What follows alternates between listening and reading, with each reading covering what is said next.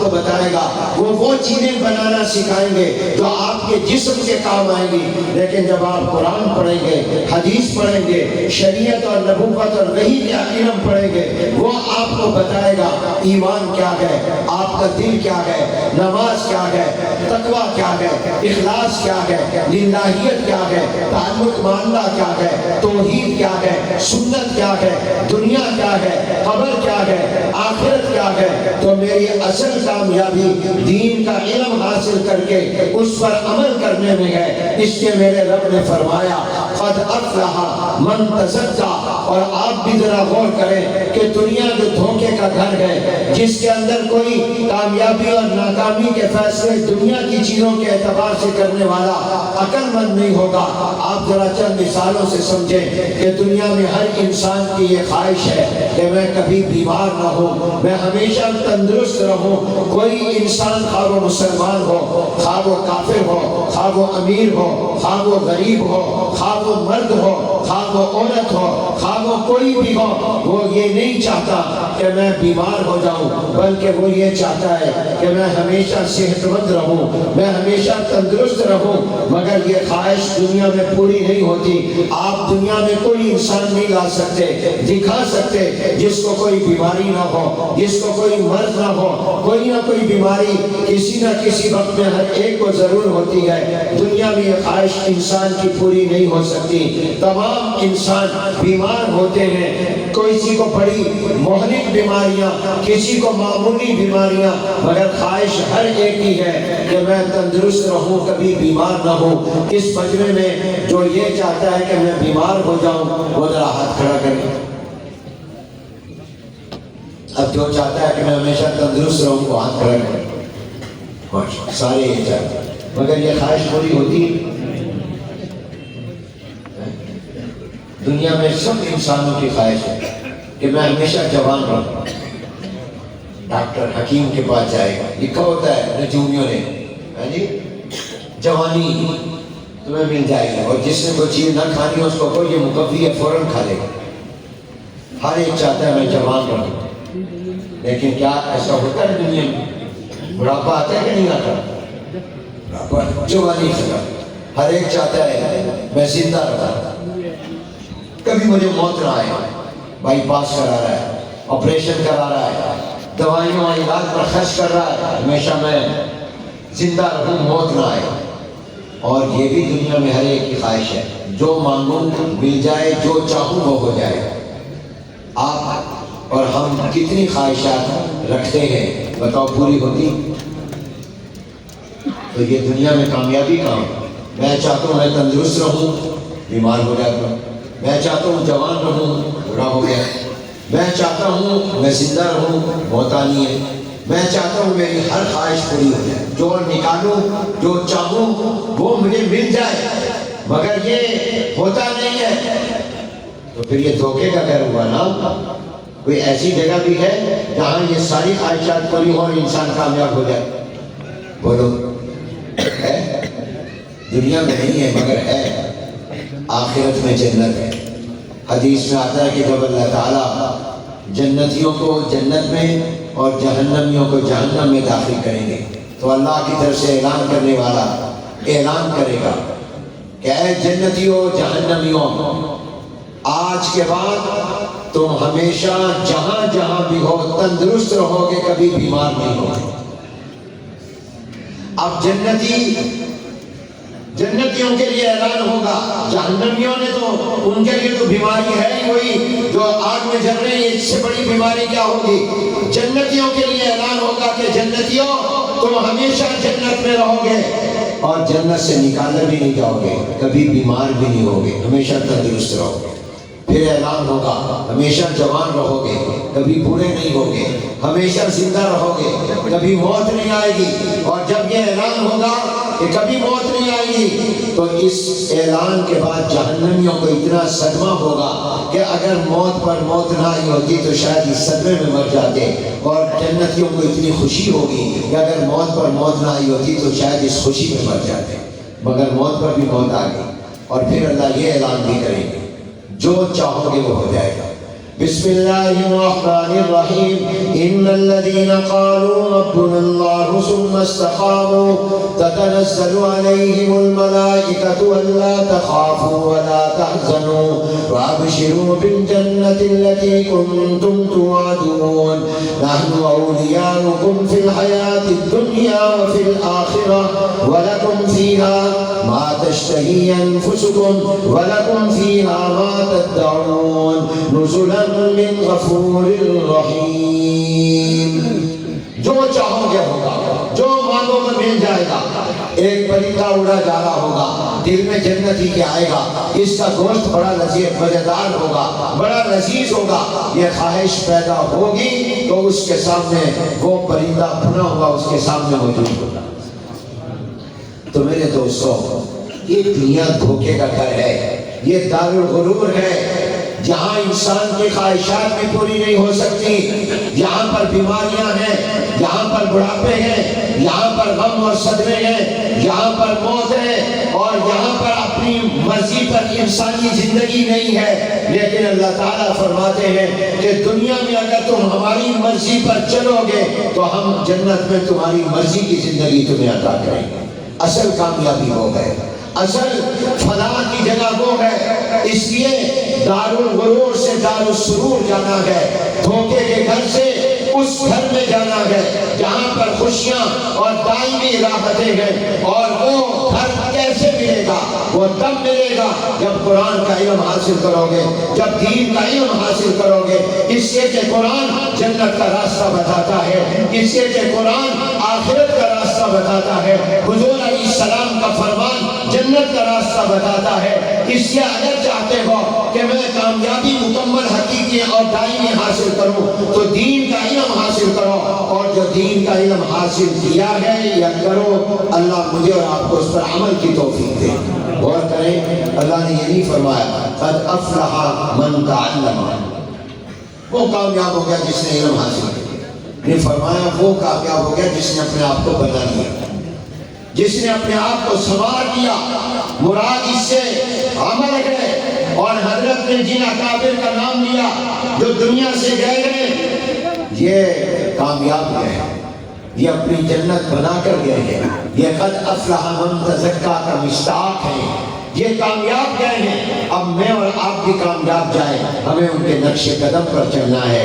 لہذا میرے عزیز فضلاء اور طلبہ، آپ سے کہتا ہوں آپ ہی ہمارا مستقبل ہے، آپ ہماری امید ہے. جو خلا پیدا ہو رہا ہے اس کو آپ نے پر کرنا ہے. آپ نے آگے دین کا ترجمان بننا ہے، چوکیدار بننا ہے، پہرے دار بننا ہے. اور یہ جو آج کل مدارس کے اجتماعات کی بہاریں ہیں، یہ دراصل عام لوگوں کو بھی پیغام ہے. عام لوگوں کو پیغام دے گئے کہ اپنی اولاد کو دین کا علم، قرآن کا علم، شریعت کا علم ضرور دلواؤ، اس سے محروم نہ رکھو، کیونکہ یہی اصل کامیابی کا علم ہے. یہی بتائے گا کہ آپ نے کہاں سے آئے ہیں، کیوں آئے ہیں اور کہاں پر جانا ہے. اس علم سے اپنی اولاد کو محروم نہ کرو.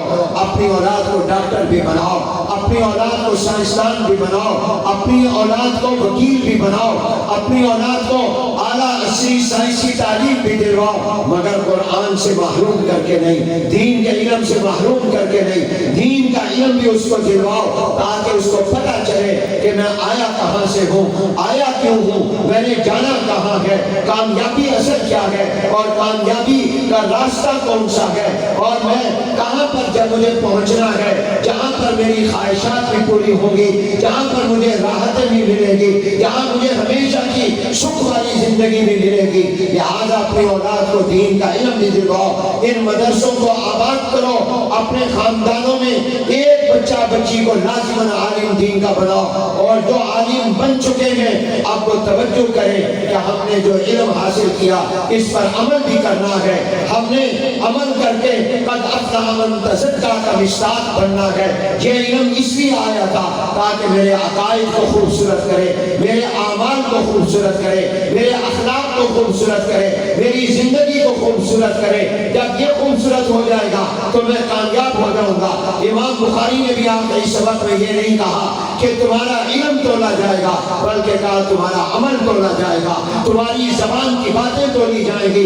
قبر میں یہ نہیں پوچھا جائے گا کتاب الطہارت، کتاب الصلاۃ، کتاب الزکات، کتاب الحج پڑھ کر آئے ہو کہ نہیں آئے ہو، یہ یاد ہے یا نہیں ہے، یہ نہیں پوچھا جائے گا نماز کے مسائل اور احکام کا علم ہے یا نہیں، یہ پوچھا جائے گا نماز پڑھی تھی کہ نہیں پڑھی تھی، روزہ رکھا تھا کہ نہیں رکھا تھا، نیک اعمال کیے تھے کہ نہیں کیے تھے، گناہ چھوڑے تھے کہ نہیں چھوڑے تھے۔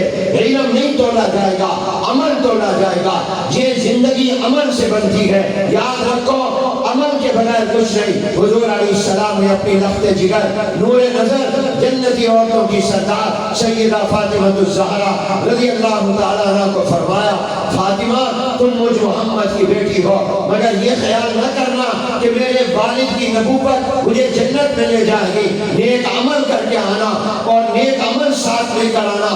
اگر نیک عملوں نے تمہیں پچھلی سب میں کھڑا کر دیا تو میری بیٹی ہونا، میرا نسب تمہیں آگے نہیں کرے گا، تمہارا عمل تمہیں آگے لے کر جائے گا۔ عمل سے زندگی بنتی ہے، جنت بھی جہنم بھی۔ یہ خاکی اپنی فطرت میں نہ نوری ہے نہ ناری ہے۔ ہمارے اکابر صرف عالم نہیں تھے، وہ باعمل تھے، وہ سنت کے پیروکار تھے، ان کی زندگیاں اخلاص کا نمونہ تھی، تقوی کا نمونہ تھی، اتباع سنت کا نمونہ تھی۔ لہذا اب تک تو ہم مدرسے کی چار دیواری میں تھے، اب میدان عمل میں نکلیں گے۔ دنیا کی دوربینیں ہم پر ہے، سب کی نظریں ہم پر ہے، ہم نے دنیا کی باتوں کو غلط ثابت کرنا ہے اور اپنے عمل سے بتانا ہے کہ ہم خود بھی دین پر عمل کرنے والے اور مسلمانوں کو بھی عمل کرانے والے، اور ہم نے دین کا چوکیدار بننا ہے، پہرے دار بننا ہے۔ آج اسلام پر، اسلامی احکام پر، اسلامی علوم پر، اسلامی مراکز پر پوری دنیا حملہ آور ہے۔ آج دنیا کفر کا سب سے بڑا ٹارگٹ، سب سے بڑا ہدف اسلام اور مسلمان ہے، اور اس کو معلوم ہے کہ اسلام اور مسلمان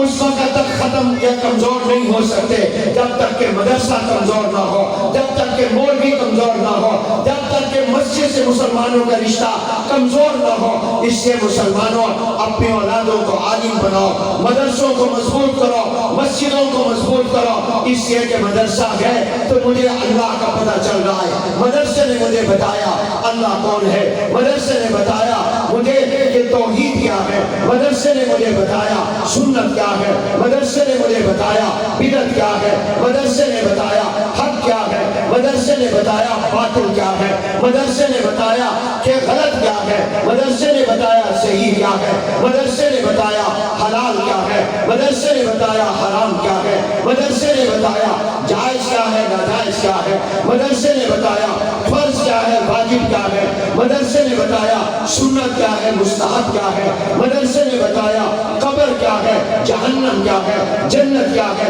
وزن اعمال کیا ہے، آخرت کی عدالت کیا ہے، قیامت کا حساب و کتاب کیا ہے۔ مدرسے نے مجھے بتایا کہ توحید کیا ہے، مدرسے نے بتایا رسالت کیا ہے، مدرسے نے بتایا ختم نبوت کیا ہے، مدرسے نے بتایا کہ سود حرام ہے، مدرسے نے بتایا شراب حرام ہے، مدرسے نے بتایا جوا زنا حرام ہے، مدرسے نے مجھے بتایا کہ میں کہاں سے آیا ہوں، کیوں آیا ہوں، میں نے جانا کہاں ہے۔ مدرسے نے مجھے اللہ سے جوڑا، مدرسے نے مجھے حضور سے جوڑا، مدرسے نے مجھے قرآن سے جوڑا، مدرسے نے مجھے صحابہ سے جوڑا، مدرسے نے مجھے سلف صالحین سے جوڑا، مدرسے نے مجھے حدیث کی سند پڑھا کر محدثین سے جوڑا، فقہاء سے جوڑا، مدرسے نے مجھے اپنے رب کا تعارف کرایا، مدرسے نے مجھے بتایا کہ میں انسان کیا ہوں، مجھے مدرسے نے بتایا کامیابی کیا ہے ناکامی کیا ہے، مدرسے نے مجھے بتایا میرا باپ کیا ہے، میری ماں کیا ہے، میرے باپ کا حق کیا ہے، میری ماں کا حق کیا ہے، مدرسے نے مجھے بتایا میری بہن کا کیا حق ہے، میرے بھائیوں کا کیا حق ہے، رشتہ داروں کا حق کیا ہے، مدرسے نے بتایا پڑوسی کا کیا حق ہے، مدرسے نے بتایا بیوی پر خامن کا حق کیا ہے، مدرسے نے بتایا خامن کا پر بیوی کا کیا حق ہے، مدرسے نے بتایا ماں باپ کا کیا حق ہے، اولاد کا کیا حق ہے، رشتہ داروں کا کیا حق ہے، عورتوں کا کیا حق ہے، بچوں کا کیا حق ہے، جانوروں کا کیا حق ہے، غیر مسلموں کا کیا حق ہے۔ اگر مدرسہ نہ ہوتا تو شاید میں مسلمان بھی نہ ہوتا۔ یہ مدرسے نے مجھے تعارف کرایا، جو کچھ مجھے دین ملا ہے مدرسے سے ملا ہے۔ مدرسے نے مجھے بتایا نماز کیا ہے، روزہ کیا ہے، زکوٰۃ کیا ہے، حج کیا ہے، رمضان کیا ہے۔ مدرسے نے مجھے یہ سب کچھ تعارف کرایا ہے۔ اس لیے میرے دوستوں ان مدرسوں کی قدر کرو۔ یہ مدرسے، یہ دین کے مرکز جو ہیں، یہ میرے اور آپ کے ایمان کے لیے ضروری ہے، یہ میرے اور آپ کے روحانیت کے لیے ضروری ہے۔ یہ میرا مقصد زندگی جو ہے وہ علم دین دے رہے ہیں، یہی کامیابی ہے۔ اللہ مجھے اور آپ کو ان مدرسوں کی قدر کرنے والا، علماء کی قدر کرنے والا اور اپنی اولادوں کو دین کا عالم بنانے کی توفیق عطا فرمائے۔ وآخر دعوانا ان الحمدللہ۔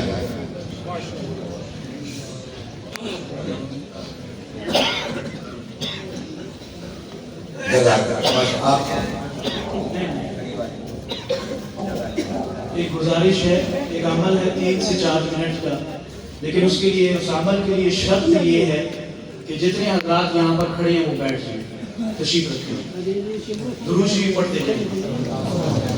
باہر جتنے ساتھی کھڑے ہیں وہ بیٹھ جائیں۔ اب جنہوں نے درود شریف پڑھ لیے اس کے بعد کسی نے کھڑے نہیں ہونا جب تک حضرت تشریف نہیں لے کے جاتے۔ حضرات شیخین، آپ تمام حضرات یہاں تشریف رکھیں گے، دور حدیث کے طلباء کا نام لیا جائے گا، 3 منٹ کے اندر حضرات شیخین ان کے سروں پہ ہاتھ رکھیں گے، باقی حضرات مصافحہ کریں گے اور اسی طرح تشریف لے کے جائیں گے۔ کسی نے نہیں کھڑا ہونا۔ آخر میں ہمارے استاد محترم مولانا مفتی ظہیر احمد صاحب دعا فرمائیں گے، اس کے بعد نماز ہوگی، نماز کے بعد آپ حضرات کھانا تناول فرمائیں گے۔ کسی ایک شخص نے بھی کھڑا نہیں ہونا، یہ نام لے لیا۔ عبداللہ بن، تمام اساتذہ کھڑے ہو جائیں، دائیں بائیں سارے اساتذہ کرام کھڑے ہو گئے، جتنے حضرات دائیں بائیں سارے کھڑے ہو گئے۔ شیخین جو ہے وہ سروں پہ دست شفقت رکھیں گے، باقی حضرات مصافحہ کرتے ہیں۔ عبداللہ بن عوان الحق، جلال الدین بن نور احمد، عزیز اللہ بن ظفر خان، محمد رضوان بن بدر زمان، علی یحییٰ بن محمد یحییٰ، محمد رضوان جدون بن محمد ساجد، عبد الرحمن بن مفتی شاہد، عبد الباسط بن